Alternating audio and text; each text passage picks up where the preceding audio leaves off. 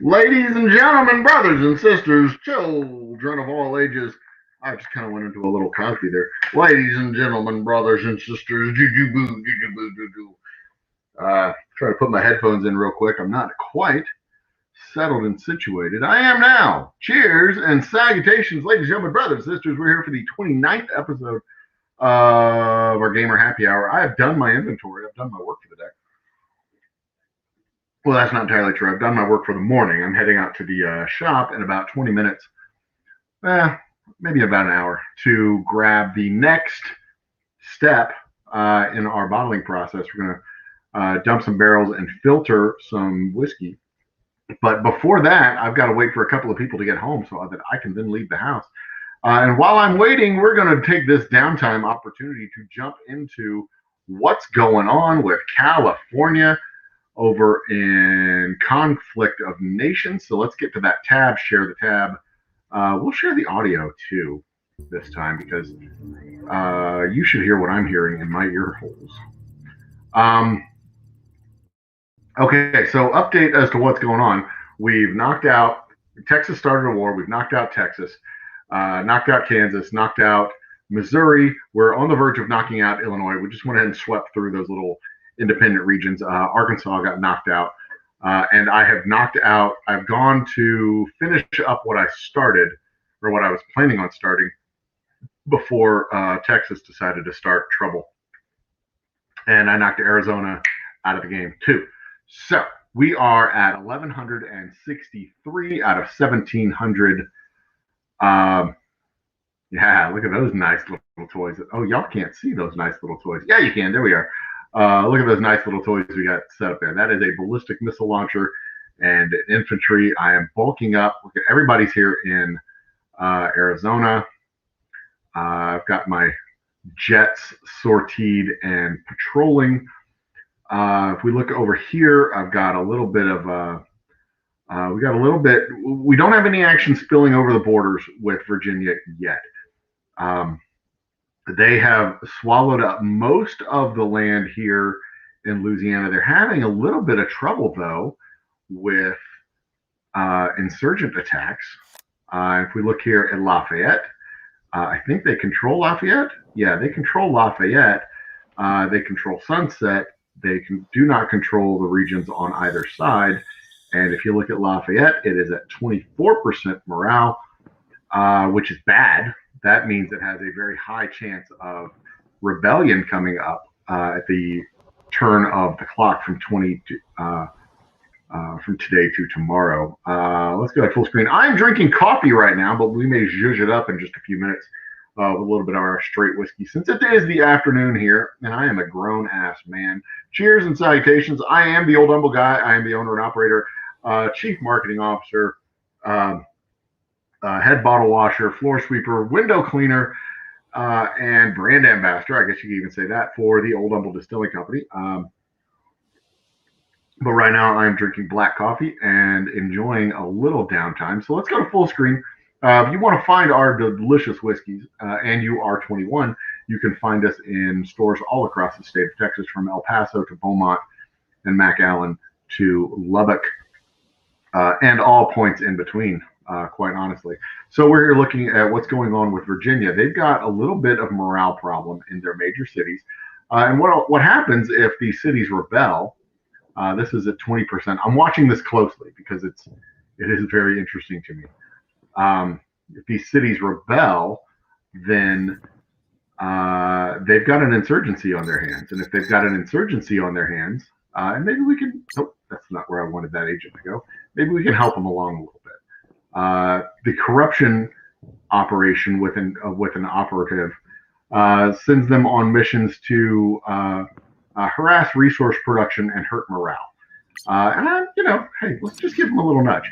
If they have an insurgency pop up around here, those insurgents can go and take regions, or maybe turn them back over to the original country he took them from to begin with. He's got a little issue with Pensacola. That's only at 22%. Jackson is at 32%. That's not so bad. 34% is when it's considered stable. So let's just see what happens over the next couple of days. Maybe, we'll see. He's been hit with some insurgent attacks elsewhere. But this is all freshly conquered territory down here in the South. Uh, I'm watching him closely, and one of the reasons I'm watching him closely is he has got 779. He almost has 800 victory points. He needs 1,000 more victory points to finish the game out, to end the game. I need 600 victory points, a little bit more than 600 to finish the game out. So what could happen? I have apparently, what it appears to me, I have a path to the south to get the victory points that I need. Not you. Move the screen. Come on. Let me make this full screen on my end too, so that I can see things a little bit clearer. So if I move south through Chihuahua, the territory of Nuevo Leon, Jalisco, it's now Mexico. It's not Jalisco anymore. Nicaragua, Mexico. If I move south through all these guys and make my way down to the Panama Canal, I have a path in front of me of an additional 500 victory points, 600 victory points. So Chihuahua, if I look at these guys, come here. If I look at Chihuahua, their victory points are, he's got 100 or so, 100 victory points. That's 100 with him. Nuevo Leon has about 100, I'm thinking. Yeah, 82. So between those two, it's 200. Mexico here has 100 or so, 65. Mexico has 65. Let me turn on the political boundary so that I can see a little bit better of who I'm talking about. Jalisco there. This is Nicaragua. Nicaragua's the big prize. They've got 320. So between Nicaragua and Mexico, that's 400 plus the next two, 500, 600. That's 1, 2, 3, 4, 5, 6. So if I push my way all the way down through the south here, I've got a path to 1800. I've got a path to victory, or to 1700. I've got a path to victory, all done. Everything's finished. He does not have as clear a path. He doesn't have as many victory points available to him. He doesn't have 1,000 victory points available to him over here. He's got to go through, he's going to have to go through Michigan, Minnesota, Ontario, Quebec. He's got to get all these guys, and then he's still going to be short a few victory points if he consolidates everything around here. I'm not going to take any more territory. I'm just going to consolidate what I've got over here. But he's got to take everything and get into South America before I get there. So I am basically racing to the south of the map. I'm racing him to the south of the map. Now, if he decides, this is where the strategic challenge for me comes along.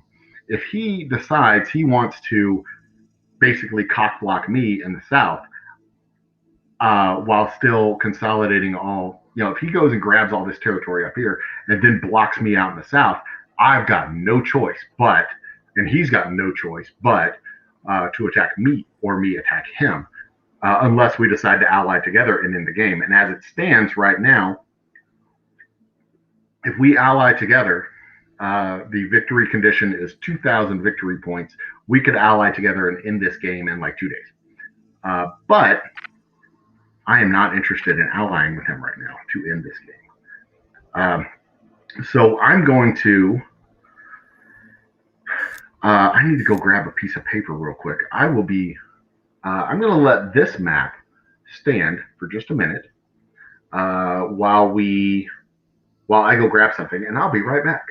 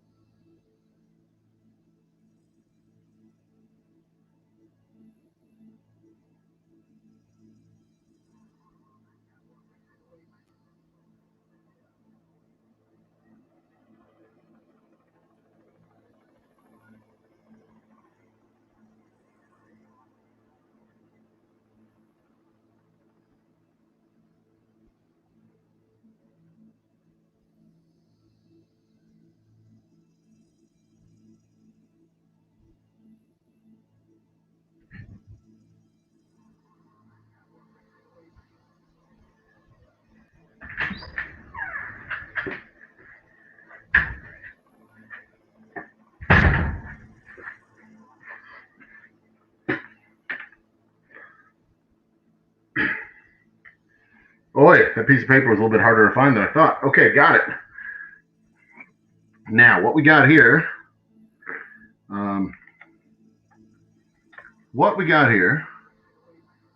is the front lines of the next part of Endgame. So we've got, I'm waiting on these guys to join those guys. I've got a little bit of stuff going on there in El Paso. You know what? Screw this. We're going to go ahead and declare our war on Chihuahua and start moving south. Nothing personal. Y'all are just in the way. So let's go at it. All right. So first things first. Now this is actually an offensive that I've been waiting to do for a while. This dude took from me Mexicali before I could take Mexicali. I mean, I was taking over Baja California, and this turd goblin came and slipped in and took Mexicali from me. And I did not appreciate that, not even a little bit. But I didn't do anything about it. I mean, I didn't start nothing, as the kids would say. I let him have it. I let it be. But I've held that as a sore spot for a while, and I'm going to finally get my revenge and get that region back from him. He's got a lot of armor units hanging out over here. You see every one of these. That's an armor. That's armor. That's armor. That's armor. And I've got all of these being pinged by my AWACS, which is flying overhead right up here. I've got another AWACS flying overhead. Phone call coming in. Hold on. Hello? Yes? What? So you're going to Dallas this weekend, aren't you? Yeah. Okay, I'll left my medicine there. Okay. Please get it and bring it home. Okay. I'll do just that. All right. I appreciate it. All right, bye. Okay. Okay, bye. All right. That was a... Pardon me. That was a little phone call that I need to take. Back to the game. Where are we at? My other AWACS is flying overhead, monitoring the front with Louisiana and Virginia. I'm going to get a few more online over here so that I can watch the entire border. But I'm in no real rush for that particular activity. I do need to get my bombers. My bombers were over there harassing Illinois. This is the minor front. This is my attempt to make sure that just an easy little land grab over here to cut off 85 or so victory points from Virginia, from him getting them. If I take these, that makes it a little bit harder for him to get victory conditions. Just with the stuff east of the Mississippi. So that's a little strategic gambit I've got going on over there. So then over here, back over here, where are my bombers at? Where are my bombers at? Here they are. They think they're going over there, but I don't need them to go over there. I need them to come down here and act as missile platforms, actually. That's where they're actually most useful. And I need you to patrol right here on the border. Right there on the border. Now we're going to bring these guys in here. And we're going to bring these guys, both these guys, you and you. Y'all are going to go in right to, all right, so that dagger is going to be pointed right at Chihuahua, right here, their capital. Right now, I am focused on getting cities. Cities are where I'm going to get the most victory points. And they're the easiest land to take. The space in between the cities, you get in there, you clear them out, you drop a unit in the city, and you can hold on to that city. Then you can just go behind and clean up all the other, because they've got armored units and infantry units scattered throughout. As long as I've got a unit in the city, he's defended. He's defended and he's set up and he can hold on to that territory. So that's kind of the plan there. And yeah, I am going to zhuzh this coffee up just a little bit. Yeah. Give me a little zhuzh going in here. Boom. Because it's afternoon and I'm a grown up and I can do that sort of thing. All right. So that's going to be the general game plan. I'm going to send those guys down to Chihuahua, send those guys down to Parral, grab those cities. That's 16 victory points at least. And if I can have another dagger coming down, see, these guys will take, I'll get Mexicali, Puerto Pensaco, and Carbaco with those three guys. And then I'll have another column of just basically tanks going through and just tearing all the infantry out for all these guys. That's probably the hardest part is getting clearing out the random units that are just kind of floating around because they'll have infantry units and recon divisions and all kinds of stuff just sitting in regions floating around in territory, and that's kind of annoying. I'm not going to lie, it's kind of annoying because you think it's empty territory between the cities, and you end up running into a bunch of just dumb little one-off units. But that's also part of the game, and that is completely fair as far as gameplay goes. But my secret weapon, as far as running into all that stuff, is I've got 1, 2, 3, 4, 5 plus 4 of those, 5 bombers, and a 6th bomber here that are all missile platforms. And if I need to clear out a space, I can send a barrage of 1, 2, 3, 4 plus 10, 14 missiles being launched at any point in time. How far can I send a missile with this guy? Not bad. Not bad. I wonder if I move him. If I move this dude, I think I might be able to reach this guy all the way. Oh, I could from Missouri here. I can reach all the way. That's gonna be nice. Move him. Come on. Move him into right here, just east of Jefferson City. Yeah, that'll be good. And if I want to send him on an attack run against, so it's out of range, I guess, for him to be going. I've never used ballistic missile launchers. I've never used them before. So having this is my fail-safe. You can see up here in the upper left-hand corner of my screen, I've got chemical weapons and well, if my opponent read the newspaper, he would know that I have also initiated my where's it at? My nuclear weapon program. According to an unnamed source, California is investing heavily into its nuclear weapons program. The spokesperson of the whiskey guy categorically rejected this. I am not rejecting this, claiming civilian nuclear energy use instead. Oh no, it's definitely. It is definitely my failsafe. If I have to stop him from advancing against me, if he runs out of space over here, I've told him I don't see any reason why we can't stay amicable. He can go and he can take all that he wants out here. He can get his 1,500 victory points while I race my way down to 17. It'll be a perfectly good game for him. He'll finish in second place. He'll get gold.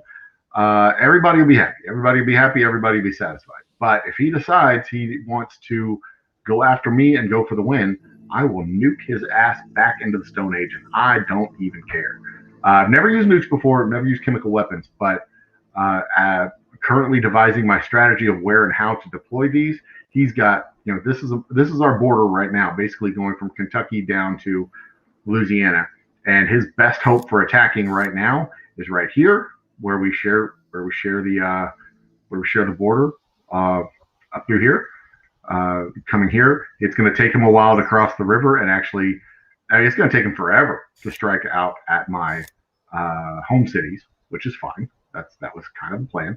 Or if he wants to just try and plow through Texas, or if he comes up with a navy and tries to send a navy around the Panama Canal, I have a failsafe for that as well.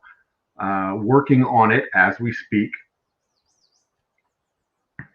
building up a little port area here in the great city of Houston, Texas, the international city where the Old Humble Distilling Company is located. I'm building up my naval base so that I can produce a big fat navy, and the level 4 navy base. This is level 5. Yeah, I'll be able to build aircraft. I'll be able to build everything out of the port of Houston. But the big thing that I need right now, or the big thing that I will want right now, his best hope, if he's going to attack me directly, his best hope will be to send a fleet of ships, transports around the Panama Canal, up here, land them, and take my main cities. I've annexed several cities and kind of spread out. But if that's what he wants to do, he's going to have to land in California, actually take my cities. That's going to be his easiest route. His second easiest route will be to fly transports across, but he won't be able to fly transports across unless he actually has an air base to land at over here. So, as an example, let's see here. If I wanted to take this infantry and attack him in, just as an example, this would be the reverse of what he wants to do, of what he would want to do. If I wanted to drop that infantry in Norfolk, for example, or if he was sending an infantry out of Norfolk, they got me going over land. Are you kidding me? That's dumb. Okay, so they'd have me going over land. I don't know why. Maybe because he's not in a port right now. Going into Tallahassee. I cannot attack this target from overseas. I wonder why. Oh, there we go. Maybe because the port was damaged. Maybe. No, it's got a port. Huh. Interesting. Anyway, that would be the route to go, naturally. I wonder why I can't attack that from overseas. There it goes. Gives me the water option there. But that's where they would send me. Of course, they'd send me out of the port of Houston to attack overseas. But if he was, that's my guess. If he was attacking overseas, he would be sending a fleet through the water. So I've got, or at least part of the way would go through the water. So I would have, just got a message from my brother that playing the world map version, the 4x speed version, is really hard of this game because everything moves so damn fast. But I think my next iteration of this game, my next stream of this game, will actually be the world map 4x version, so I could actually turn on events at night and just let them run. So you can kind of see this stuff happening in real time. It'd be kind of cool, I think. Okay, where's he going? Oh, that's my ICBM launcher. Good. Or ballistic missile launcher. I need these guys to move to, I think they're going to move south through here. Yeah, I think that's where they're going to go. I'm going to have those guys go through Mexicali. And then I haven't really made a lot of plans for the next date. I haven't mobilized a lot of stuff. I haven't prepared a lot. A lot of the preparation that I've done has just been bulking up a lot of stuff that needed to be bulked up, like missile launchers and things like that. In fact, the reason I have this guy here was because I want him to be here. Yeah, I want him to be here so that I can see what's going on. Come on, dum-dum. Right there. Get moving. So that I can see what's going on the border right there.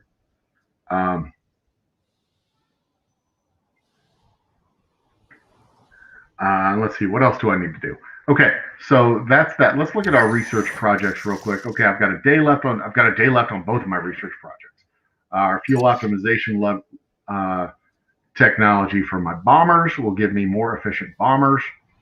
My AWACS is moving over enemy territory, which is great, telling me what's going on.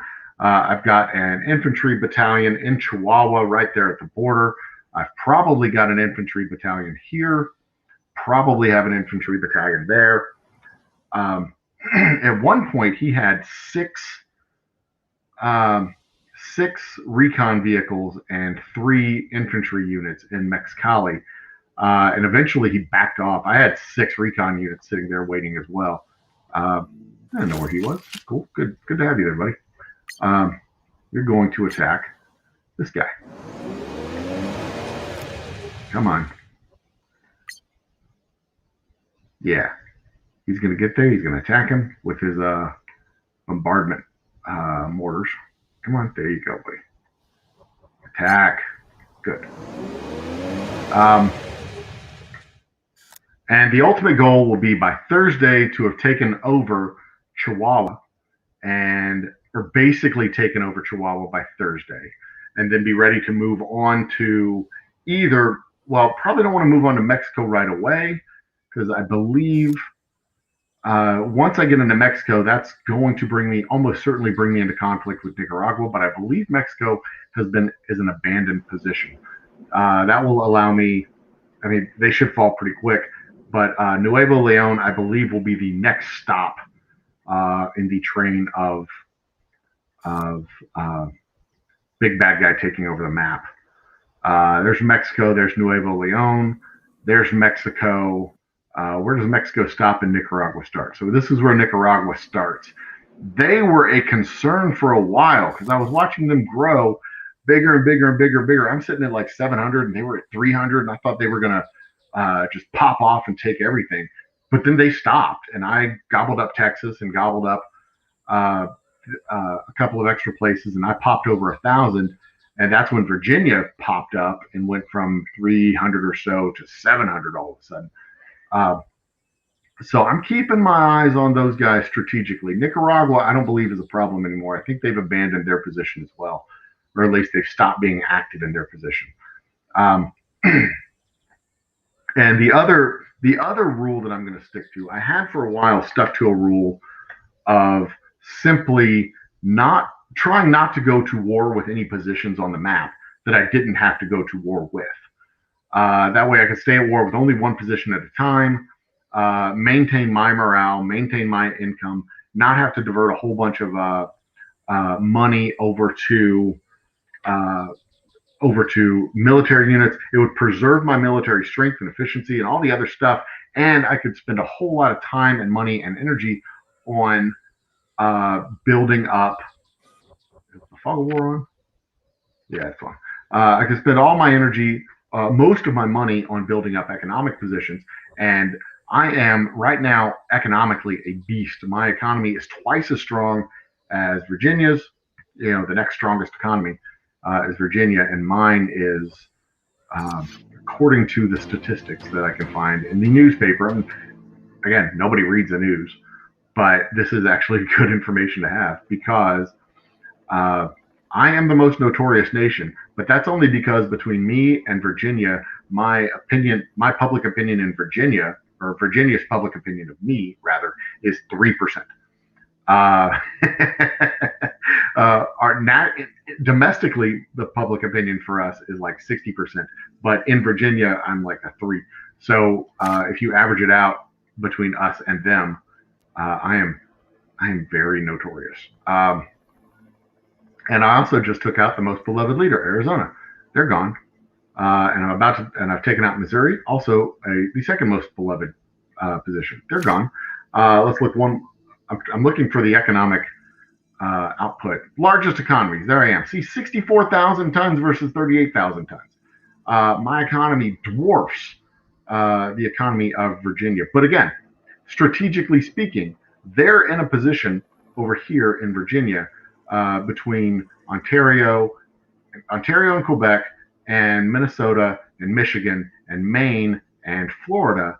They're in a position to add a whole bunch of territory. If they focus their energy that way, they can add a bunch of victory points. And if they focus on doing that and then turning all this new territory into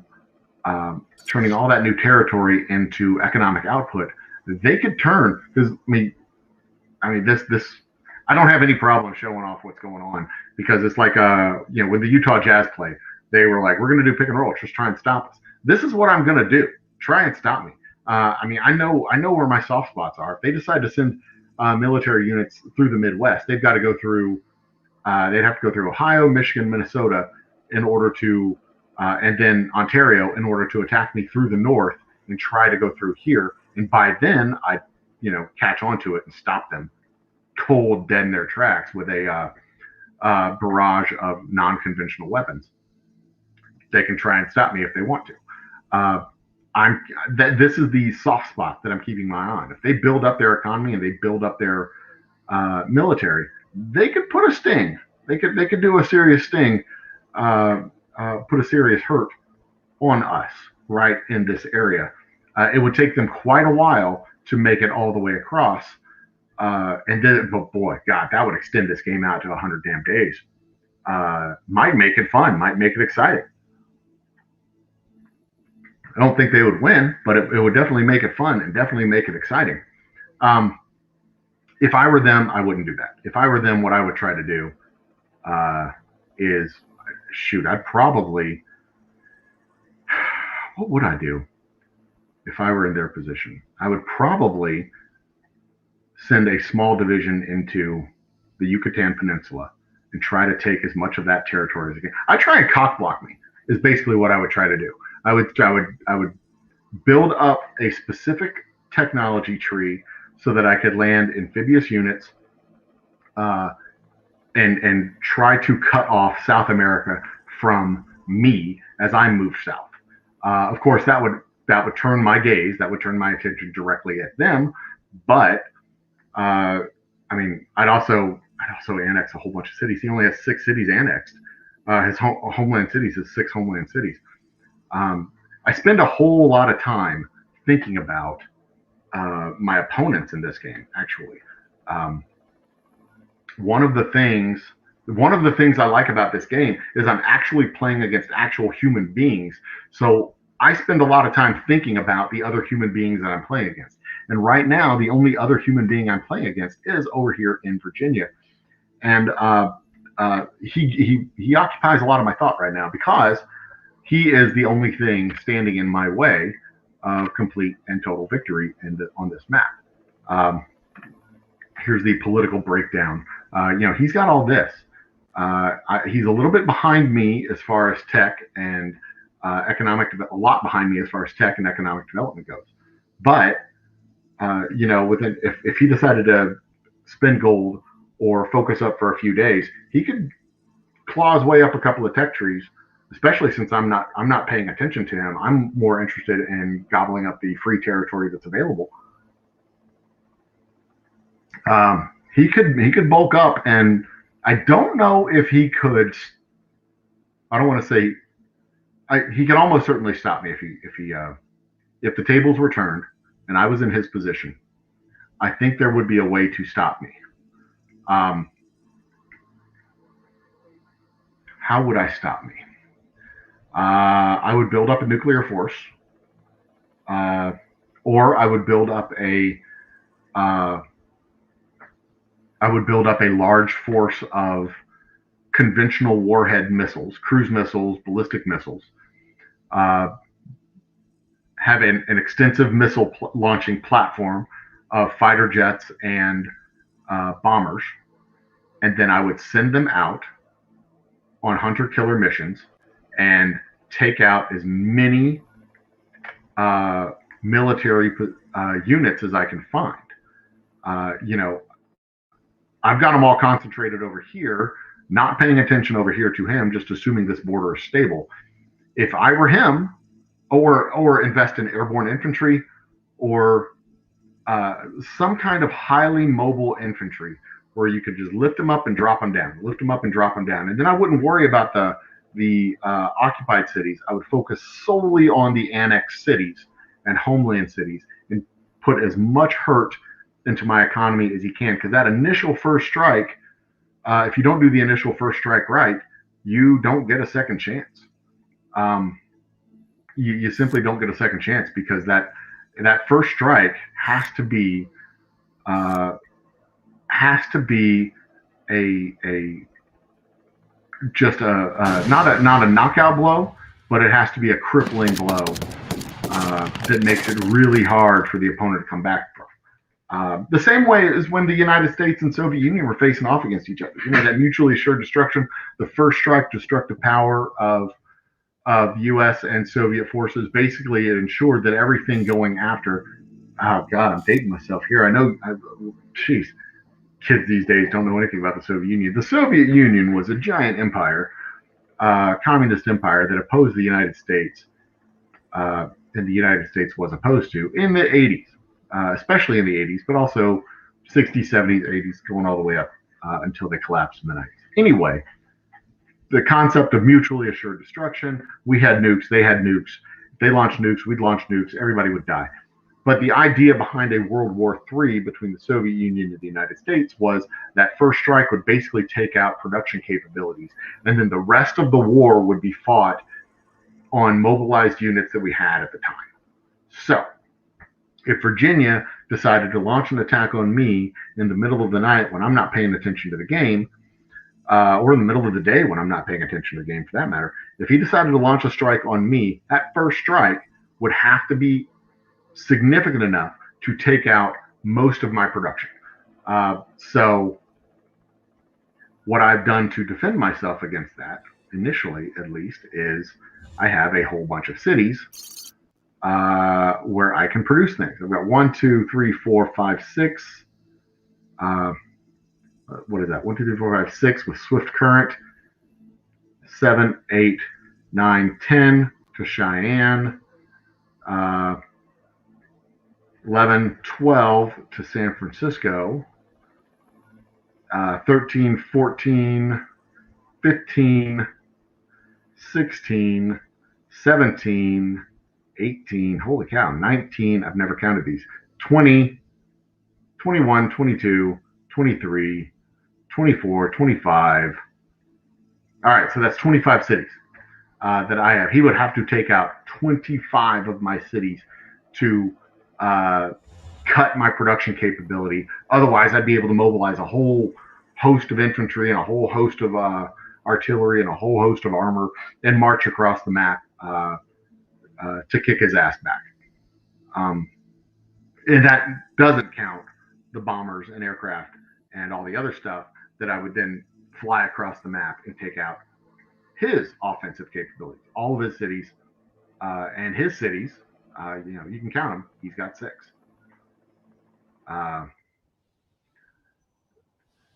When you scroll through his cities, you're looking for either homeland or annexed.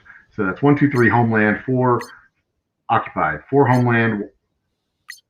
Everything else is occupied cities. And I don't even have to go slowly. So I've got over here 20-something cities, and he's got 6. They are here in Virginia. So I feel fairly confident. If I don't crap the bed, 1, 2, 3, 4, 5, 6. That's it. Charleston is West Virginia. That is an occupied city. 1, 2, 3, 4, 5, 6. That's it. Everything else is an occupied city. He's pushing everything out of those 6 cities. So if I wanted to, let's say, build a couple of ballistic missile submarines, park them over here off the East Coast, or have a couple of ballistic missile launchers, park them over here on the west side of the Mississippi, and a couple of ballistic missile submarines off the East Coast of the United States, and I wanted to, say, take out all of his production capacity. It would take me just a handful of hours to launch some nuclear bombs on his 6 cities. Done. And then all he'll have left, he'll have to clean up those cities of nuclear and chemical contamination, and then that will set him back 36, 48, maybe 72 hours. And during that time, all of my units will go from the West Coast to the East Coast and start pushing against him. And I will come very close to reaching the victory conditions before he has recovered from that initial strike. I've thought about this stuff. And like I said, my opponents occupy a lot of my thought in this game. That's the way the strategy kind of comes together. You play your game for the first half of the game, and then you start thinking about how your opponents are going to play the game. So there's this half of the game that's pure economic build out and the economic and military build up and build out. The strategic portion or the basic nation builder part of the game, which is fun all by itself. I mean, I could play that all day long. Building out the economy, building out the game. That's my jam. I can have fun with that. The other half of the game, the actual game theory, strategic portion of the game where you're playing against actual human beings and trying to outmaneuver them on this vast chessboard that is the Conflict of Nations map, is just, it's so much fun to me. It's so much fun. And it's more fun when there's like 3 or 4 players, but when you're going head to head against one other player, it's just a hoot. If he was checked out and not playing anymore, it wouldn't be any fun because you're just playing against AI, and then it's a game to mop up.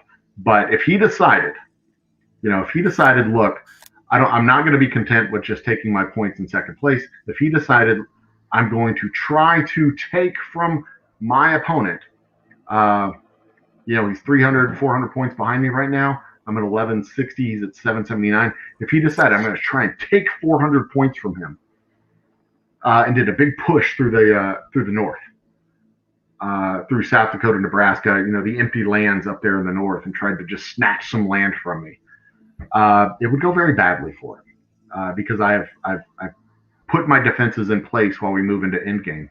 I may not be able to stop him from going and taking some land, but he will pay. I'll make sure that he'll pay and he'll lose his 6 cities. That's it. And if he builds more cities, I'll build more nukes. I've got the economic capability to do it. And right now it looks like, let's see, I have 1163. There's 3 hours left at the end of this day. I think I will have picked up another 75 or so points, so I'm probably at 1225 to 1230 with my conquest of Arizona.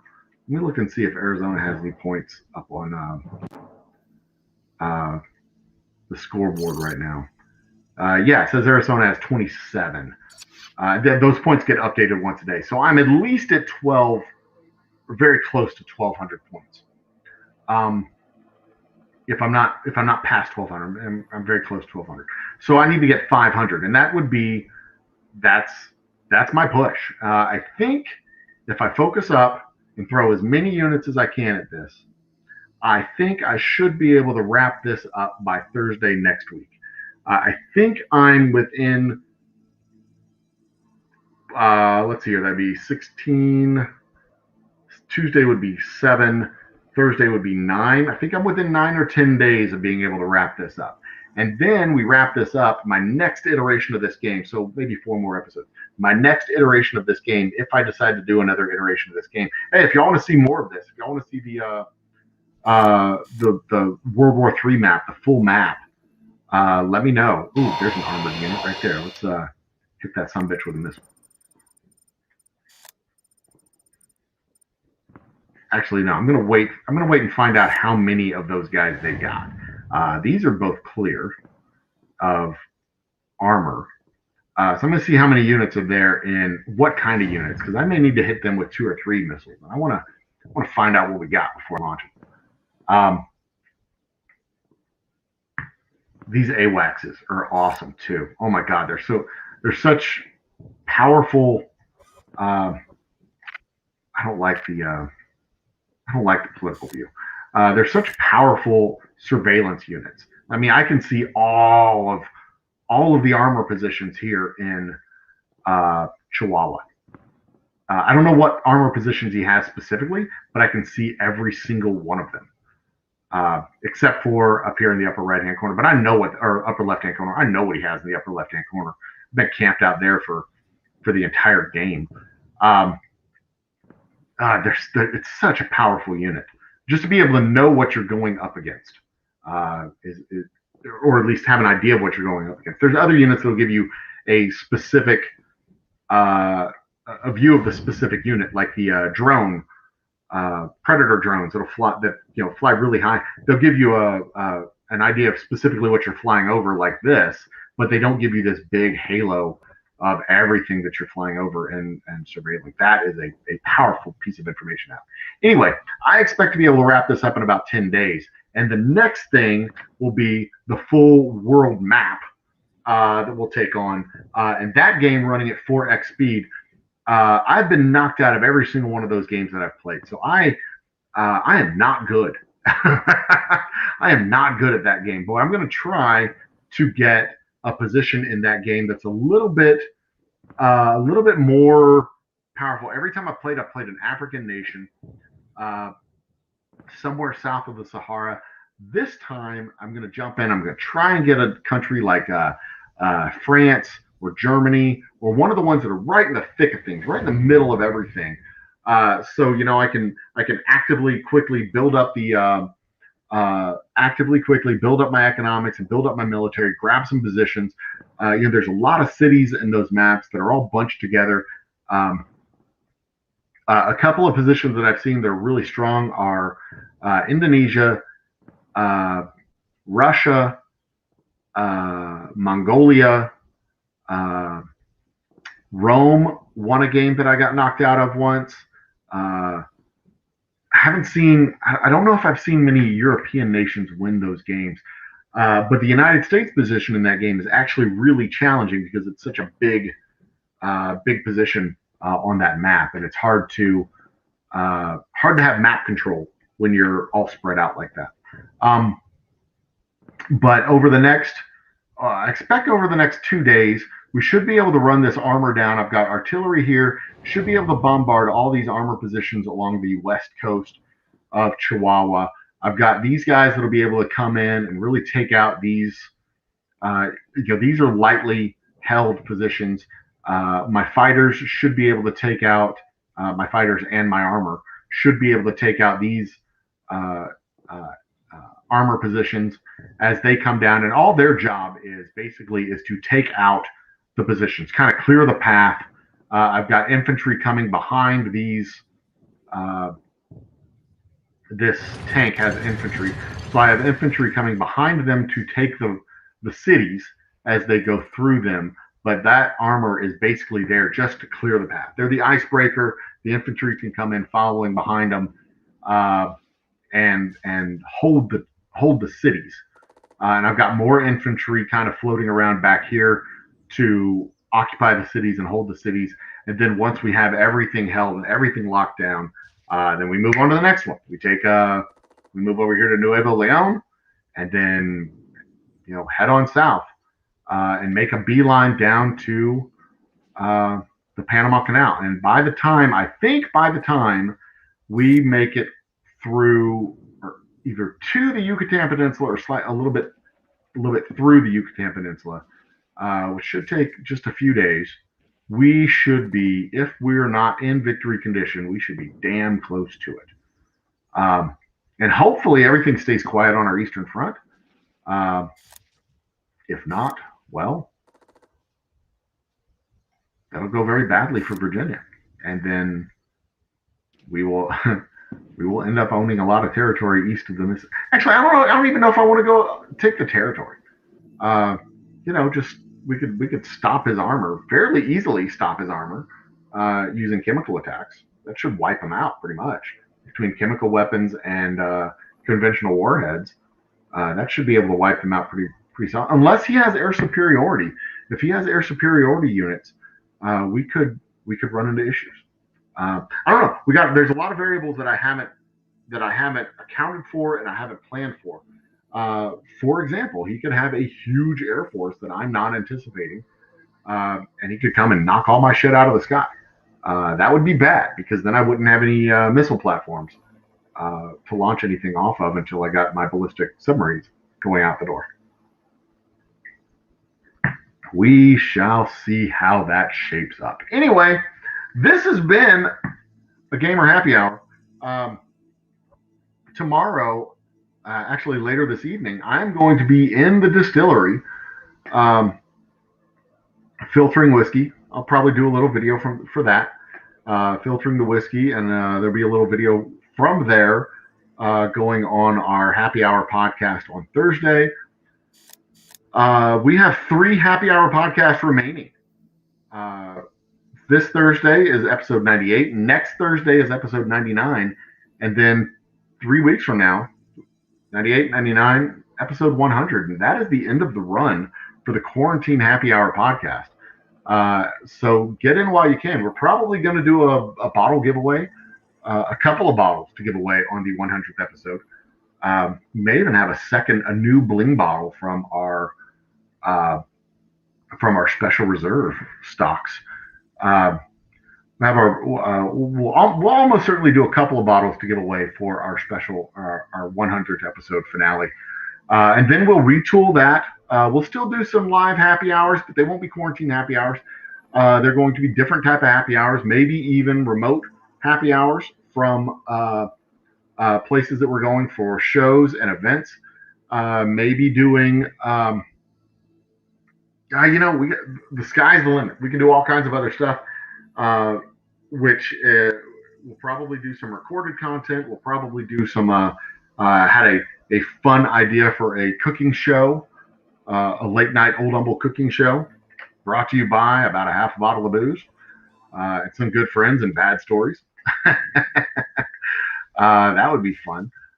Doing some art, doing some all kinds of stuff, variety of all types. We need to get 500 subscribers to our account. When we get 500 subscribers to our account, we'll have a big concert. We'll live broadcast it from the distillery. And then when we get, hopefully that'll put us on the track to getting 1,000. And then when we have bands come into the distillery, we can use some of the money from monetizing the account to help pay for the bands, and then we can get better bands, and we can have bigger shows, and it can be even more fun. And that's what the whole point of this silly little channel and silly little things that we do really is to help spread the good word of the spirit of whiskey and the work that we're doing, the good work that we're trying to do in our community and our live music community and Texas whiskey community. Okay, so we got our first shots are fired in the war with Mexicali or with Chihuahua. First shots are fired. We've got infantry. Our infantry unit is bombarding their infantry position. They're moving one of their infantry units to attack my infantry unit that is on the border and within mortar range. I was hoping to get this recon unit in engagement range with these infantry units before they started hostilities with my unit there. But no worries. We'll make quick work of those guys, and they will be turned into sausage sooner rather than later. They've got 20 hit points. I've got 25 hit points. My units are more powerful than his units. I'm not worried about this fight. Plus, I've got big artillery coming right behind him. We'll be able to take and hold Mexicali and then move on to Puerto Pensaco. And then by the next time you see me, hopefully Thursday night, I will have, if not taken over all of Chihuahua, I will at least have taken over all of Chihuahua cities. And then we will move on to the next one. Now, we're probably going to have to take on Mexico and Nuevo Leon at the same time because Mexico has cut Nuevo Leon in half. Good job, ding dongs. And then Nicaragua is right inside of Mexico as well. This was a messy fight. It's a shame that they all quit the game or all went inactive. It was a messy fight, and it looks like they were giving each other as much as each other could handle. So there you go. But it looks like we're about 10 days away from wrapping this up. So hopefully, out of 13 games started, I will finally have my first solo win, and then we can jump on to the next challenge. There's a very, very real possibility that sometime between now and 10 days from now, I'll have already started another game. But we will, again, skin that hyena when we get to it. That is a new term that I just made up, skin that hyena. Patent pending, patent pending, patent pending. All right, guys, that is it. I'm gonna wrap this one up. I'm gonna call it a day. it has been a pleasure. Cheers to all of y'all. We will see you. Game update. Chivalry 2 is available now. Oh boy. 64 player medieval battlefield. That is available on Steam. Maybe that'll be another Old Humble game night that we'll get cracking on. Cheers to you guys. We'll see you hopefully Thursday night for our happy hour, and hopefully we'll see you again soon at the Original Social app, the local bar or pub. But only if you're a grown up. If you're not a grown up, then we won't see you there. Cheers and sayonara. Bye bye.